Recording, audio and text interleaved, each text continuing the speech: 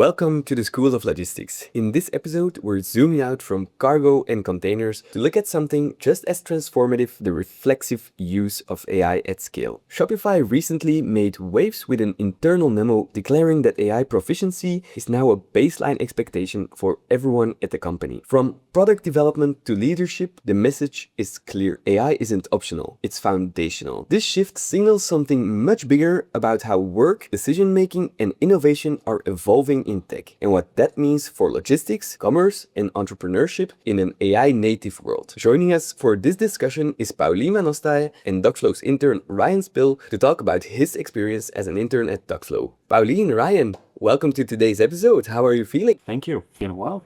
Yeah, I'm looking forward to our chat. I think it was an exciting week, and I'm also curious to hear from Ryan what his experience so far as a Doxflow intern has been. Yes, definitely. I hope, Ryan, you're also feeling well. It's the first time on the podcast. Yeah. What do you think about it? Really excited. A little bit nervous, but it's fun. It looks like fun. So It definitely is. We'll have a very nice talk here. Okay, let's start off with the Shopify article of Toby Lutke. Maybe Paulien, you can give us some background information about what happened? Sure, yeah, let's take a look together at the memo, which circulated a lot on X. He posted it on X first, and then it circulated a lot on LinkedIn. It really, I think, is a good kind of guideline or vision on how Shopify treats AI, not just from a feature development or a product standpoint for their own offering, but really internally. So really for optimizing their internal operations and basically everything they do. So yeah, I'll just read it here. So Toby Lutke's internal memo. Team, we are entering a time where more merchants and entrepreneurs could be created than any other in history. We often talk about bringing down the complexity curve to allow more people to choose this as a career. Each step along the entrepreneurial path is rife with decisions requiring skill, judgment, and knowledge. Having AI alongside the journey and increasingly doing not just the consultation, but also doing the work for our merchants is a mind-blowing step function change here. Our task here at Shopify is to make our software unquestionably the best canvas on which to develop the best business of the future. We do this by keeping everyone cutting edge, bringing all the best tools to bear so our merchants can be more successful than they themselves used to imagine. For that, we need to be absolutely ahead. I think that is true not just for Shopify, but for anyone. Like for that, if you have any ambitious vision in any industry that you're in, you need to be ahead of your competition, and you will get ahead by being the first and the best to adopt AI in the most efficient way. Okay, I'll just continue.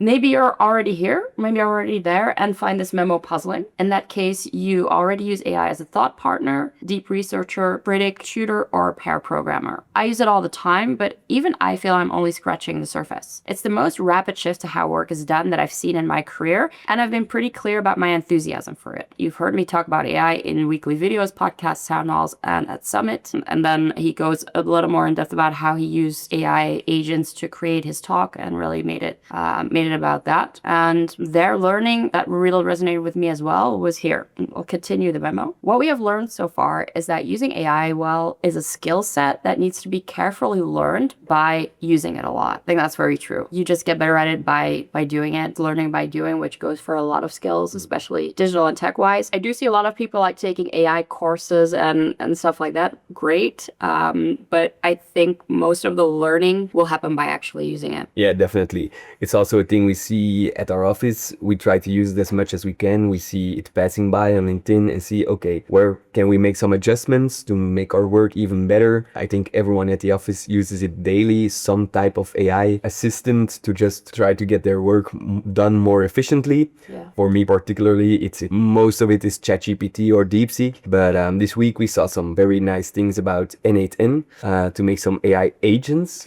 Maybe Paulien, could you take us through the process that would optimize our workflow with an AI agent, for instance? There are lots of processes that could be optimized by using an AI agent. I think for a B2B SaaS like Doxflow, the most obvious ones would be, for example, on a sales side, where you can really make your follow-up emails a lot more efficient. For example, taking data that's in HubSpot, which is our CRM, having drafts of follow-up emails created for you based on the data of all the meeting notes that we take, recordings that we have, transcripts that that we have, that really saves you a lot of time. And like for me personally, often follow-ups, it's something that you can always do. So it's something that never happens. And it really is a game changer in making that a lot more efficient, which doesn't mean that it's a zero effort thing. Like I still make corrections myself. I still change emails quite a bit before sending them. But the fact that it's already drafted for you, that is a huge win for which you would normally consider hiring someone, which now you don't have to do because it's a lot more efficient to use an AI for that. Yeah, definitely. Maybe Ryan, you're also doing a thesis as well during your internship. Do you use AI for this as well, or where do you use it? Yeah, I use ChatGPT as well. Makes it so much easier to write stuff, but still make it my own. And I use for my research at Darkflow, I use Otter AI. It records the meetings and makes a transcript out of it, and I can easily look back at it and make my own notes of them. So Otter AI and ChatGPT mainly what I use.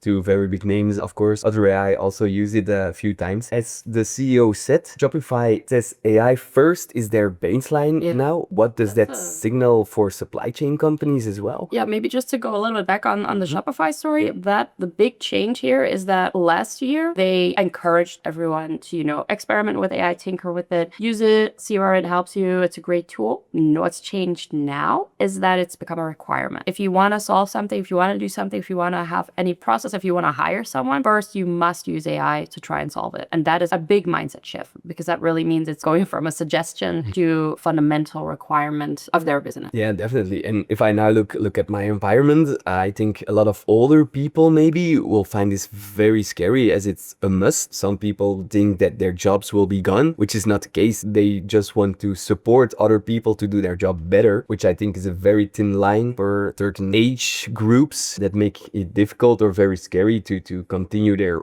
workflow. So a company like Shopify, which is a pretty young company, I can imagine it also very young people working there. It's okay, but if you look at the years, on average it will be probably a little bit younger. But AI first as a baseline, I think we can see it in other industries as well. Our supply chain environment where we are in, I think it's a very big shift that needs to happen as well. Do you have any thoughts on that?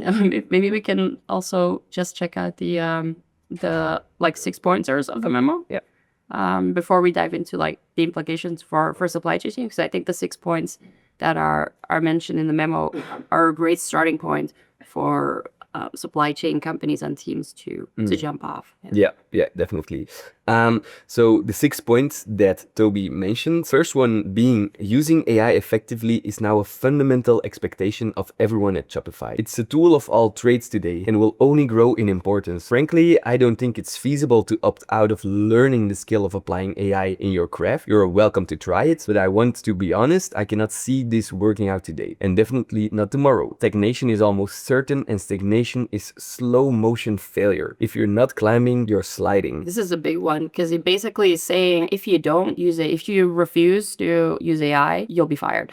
You don't fit in the ambition and the culture and the new way of working. Yeah, he tries to say it in a nice way, but in the end, it's like if you don't do it, you're out. I think it's pretty honest and it's very clear.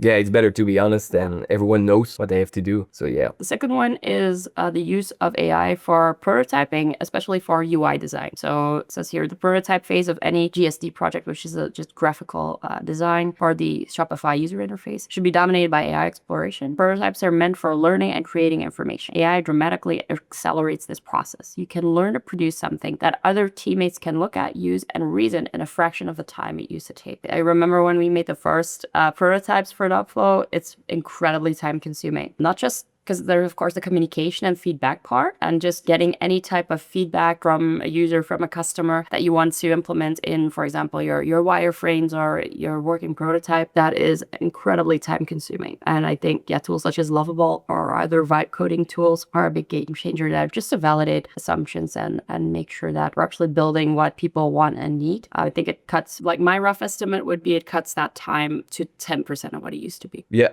I can see the cut is there because I've also used the tool. I'm not sure what it was anymore, but it was a Figma wireframing tool, and you just say, okay, I want to create some wireframes for this or prototype, and it just gives you the biggest start you can imagine. It gives you 10, 20 frames. It's like, okay, this is something I can work with, and you're right on path on the new actual prototype you want to create. And that's the hardest part. Just starting and having a baseline to create what you want to do is very important. And I think AI helps us. It's very, very hard in that. Yeah, I think the main idea, you already got it, but you need to start. And that's like the first big step that you have. It's always the most daunting. Yeah. Is the idea, and then put it somewhere, make the idea.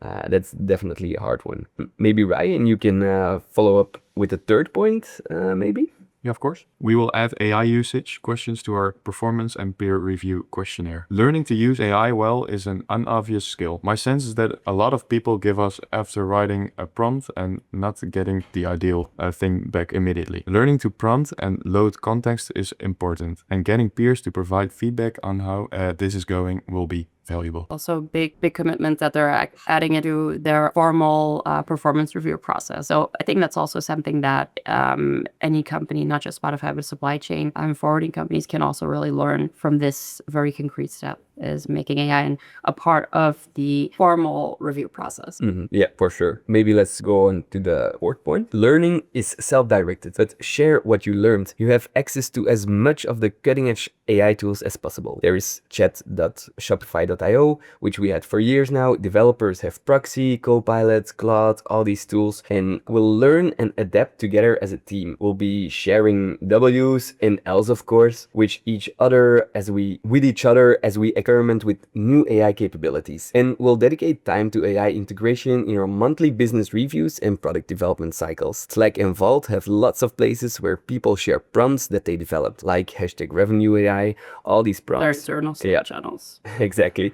That's also a good one, I think, because we do that internally. We share like, oh, I've used ChatGPT, like if we have a good prompt that we use in, for example, ChatGPT, or we have some AI tool that we found, then we'll share that in Slack, test it out, talk about it. But probably a good idea that we can also use is having a dedicated channel for just sharing AI learnings. And that's a very simple thing that any company who's using either Slack or Teams or any internal messaging boards can implement. Yeah, I think that's very interesting. Then it's all centralized, of course, in one channel, and you see, oh, what has been used, what has not been used, who has an idea on which tool is good or not good.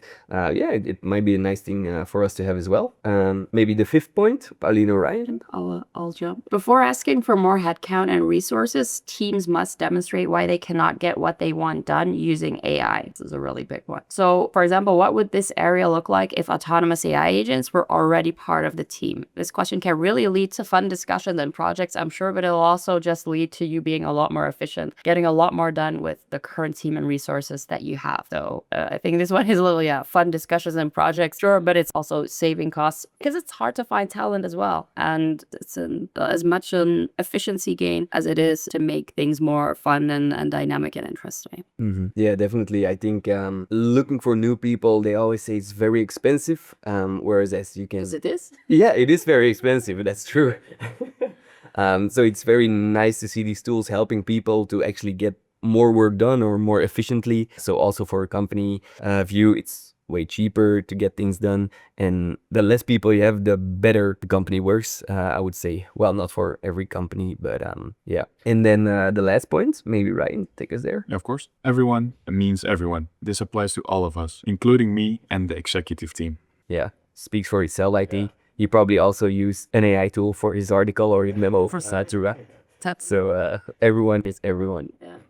Yeah, but it's important to, because you often see that, I think in sustainability is a good example of that, where often executive teams will kind of exempt themselves from certain initiative, where it applies to everyone has to use, they're banning straws in the company cafeteria, but meanwhile, the executive team might still be using very environmentally unfriendly cars. So it's important to apply the rules equally to everyone. And you're also leading by example as someone in the executive team. That's very important to show that as well. And when it comes to adopting AI, if your team sees you using AI, then they'll also be a lot more comfortable doing it themselves. Yeah, for sure. Everyone is everyone in Shopify, of course, but we think everyone should be everyone around the world. how could we see this as a signal to supply chain companies, which is more our environment, of course? Is there any insights you have on this? It's pretty much a canary in a coal mine, I think. So AI fluency is really moving from cool innovation project and let's look at this for the future to a core competence. And if an e-commerce operations company feels that pressure today, then this will siphon through to the transportation supply chain teams as well tomorrow. Not even tomorrow, it's already happening. Because these merchants will soon expect AI-powered visibility, faster quotes, zero-touch exception handling from their forwarders as well. Yeah, definitely. And something that I, as a salesperson, sometimes hear, we're still juggling spreadsheets, emails. We don't know where to start. How do we tackle this project? That is one of the biggest pain points that they have. They don't know where to start because it works how they do it, but it's not efficient. Yeah. But they've been doing it for so long. It's fine. Yeah.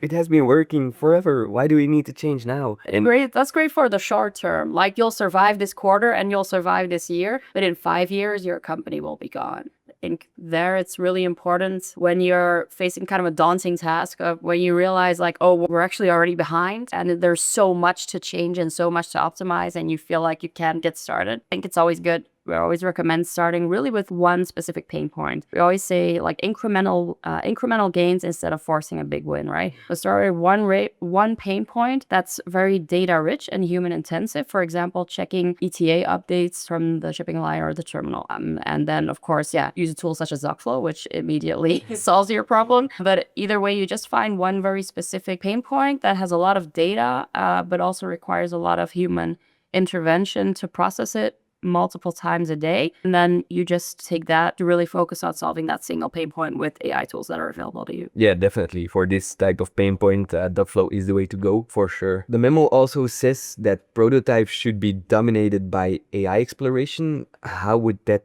translate to freight and to the supply chain business? I think that's a good one where you can easily quick book a win is before you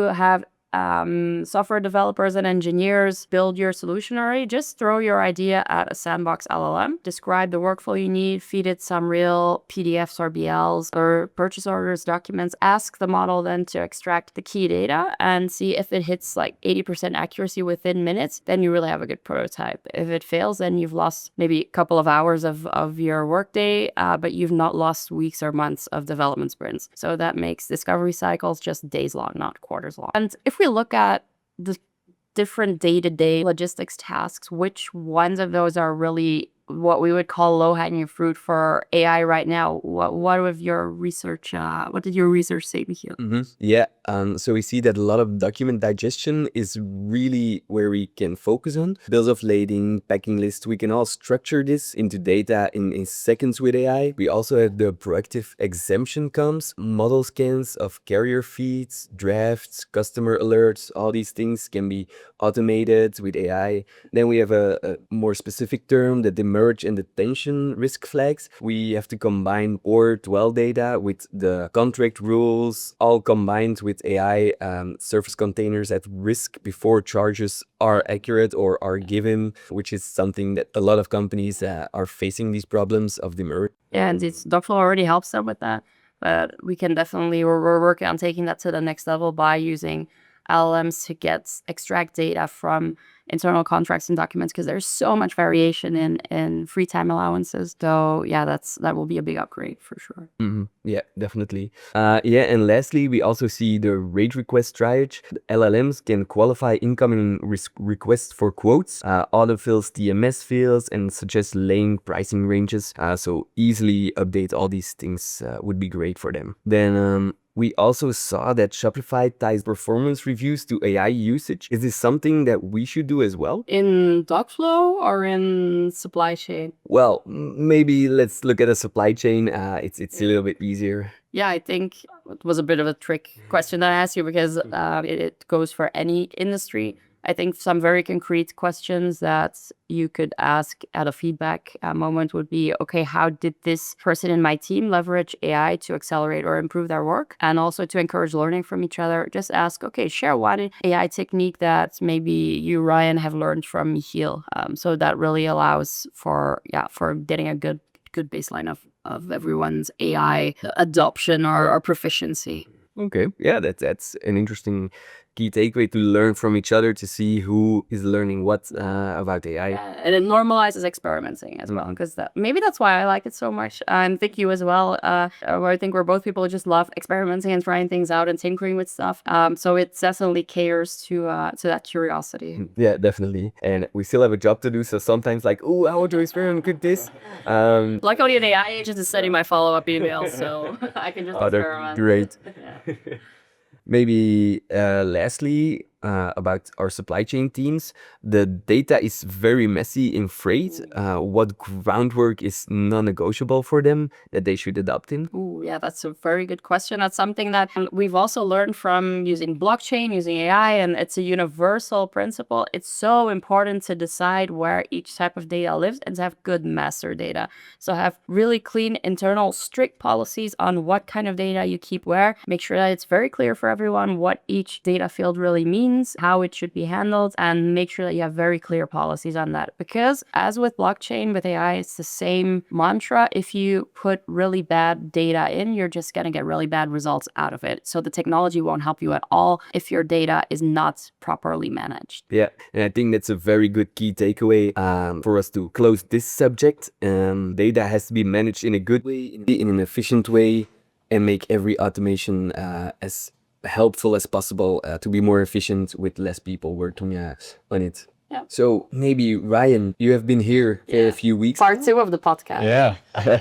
Or part 2, indeed. A less tech side of the podcast, but also a very interesting one for our listeners to also know what's going on in Duckflow. I hope so. Internship-wise.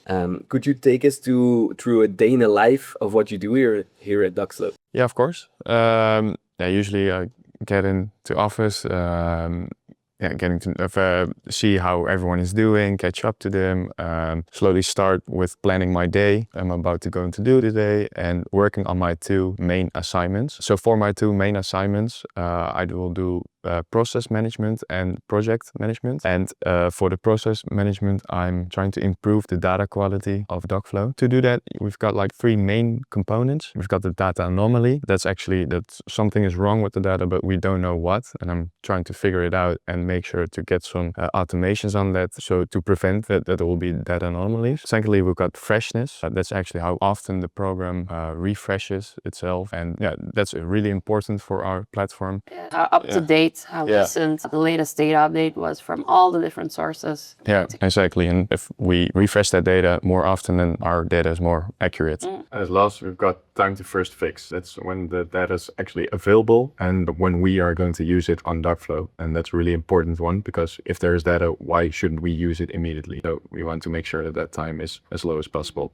So that's like the whole day. For me, it's like a puzzle. I'm trying to figure out what are the correlations between some data anomalies and trying to figure out an optimization for it. So every day during the afternoon, I need to go out for a walk because I need to clean my head because I'm puzzling the whole day. So yeah, but that's important when especially when you're like really deep into, this is especially true for developers or people doing data analysis. Yeah, exactly. When you're so deep into something, then after like 3-4 hours, your head is just so full and you really can't see the trees through the forest. You need to take a fresh breath of air. God. Yeah, and that's why as an intern I really like to do like the small tasks as well and the assignments, just to have that option to clear my head as well. Just do something easy and then I can go back into the subject again. Yeah. Sometimes I love doing like small things. I used to have this when I was a student. We would sometimes have these big events where you would do, like, for example, making, what was it, mojitos or gin tonics, but it was for thousands of students. So you would be like just constantly, like, it's like a factory, right? You just be pumping out all the drinks, making it, like assembling them. I love that. The day would fly by because you're just feeling you don't really have to think that much, but you've got all this muscle memory and it's just, you're really flying. And I just love that feel, especially when you're doing it with a team. It feels really productive. Yeah. And sometimes you need that when you're like just stuck on something that's more theoretical or mental work. Yeah, exactly. And I've got one more main assignment. I'm working on a project, and that's the optimization of the product roadmap and the product roadmap meetings. So the goal for this project is to improve the prioritization, the tasks that we get, and improving the internal communication. And it's important to connect it and align with like the strategy of Dogflow, of course. So that's a really important thing to think when you're working on the product roadmap. Make sure that the strategy is still aligned with what you're trying to improve. And what are maybe some things what did you like expect from your experience here, and what was different or what surprised you? Yeah, it really surprised me how fast-paced the logistic sector is. Every day is a new day with new trade flows, with new possibilities to do anomalies. You need to try to think ahead, but still be in today. Like you really need to make sure that you've got your task done for the day, because the next day you've got to load more. Yeah. So I really didn't expect how fast-paced it was. You thought you were having a pretty relaxed, chill internship. No. Because you end up at Dogflow where it's like 1,000 miles per hour. I'll take. No, I didn't think it was like chill, because Onboarding. at my onboarding interview, I really got to know you guys and how serious the company is. Of course, every company is serious, but like the level you take it to, because I've been to a lot of interviews for jobs, and it was like slow paced, and it was to make sure that you got to know the company, and the level was a little bit higher. I really got some extra insights on, okay, this is what we're doing, what will be the next step. And I was perplexed, but I found it really fun, because at the end of the interview I was like, okay, I just did this. So it was really amazing to get the call back and got into Dogflow. So yeah, that's like another example that's like misconception. Cool. But for me as well, I've never worked at a startup. So working at a startup, I don't know exactly what I expected for working at a startup, but it really surprised me how much you can make a difference at a startup. You really get to work with your colleagues and really try to help each other. Even if they have a completely different job, you really try to get to know what they are doing and try to help them and make a difference for them as well. So I find it really fun to do that, and really good connection between the colleagues. And Perfect. It's great to hear the good connection between the colleagues. I can imagine you've never worked in logistics before. What is your own background, and how did you feel about rolling into logistics? yeah, so I study management. So for me, logistics is completely new, and I didn't know what to expect of it, but I knew it would be, that it could be a little bit difficult, because it's so different from management, and management is so general. So it could be really difficult, but that's why I really wanted to go to logistics, just to learn so much more, and really want to go to Dogflow as well. And what I got to know is how personal logistics can be. For example, I've got a project, another project in the floriculture, for a company in floriculture. And we have like a lot of meetings to try to get to know each other and try to understand what their issues are, and how we can make sure that their issues go away. And it will be done step by step. So it won't be done after one meeting. These are your issues. Okay, we're solving it. Is it done? Yes, it's done. No, of course, it's taking a long time, and you really get to know the idea behind it. So it's really personal. You can really see after you finished the project, which is not done yet, but you can really celebrate like the milestones you do together. That's really amazing from logistics, as I experienced it till now. Great to hear.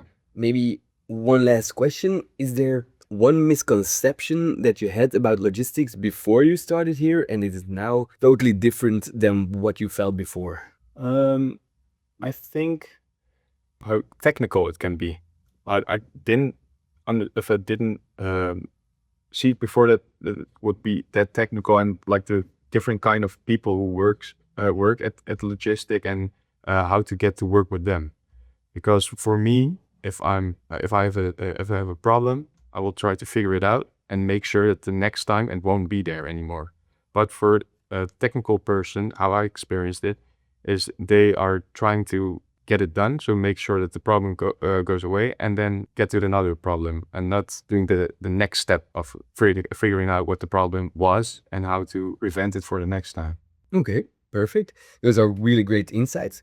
I think we can wrap it up for today. We had a really good discussion. Any last thoughts that you think you would want to share? I just want to thank you guys for having me on the podcast. I really found it amazing, even though I was nervous at first. And Great. You know, good. You did Yeah, perfect. you did great. thank you. Perfect. Then I want to thank you, Ryan and Pauline, for being here and having this nice discussion with me. And I also want to thank our listeners for listening to us and maybe even watching us on YouTube. So make sure to go there to watch us and hear some more interesting discussions. So hopefully we'll see each other next week. Bye-bye.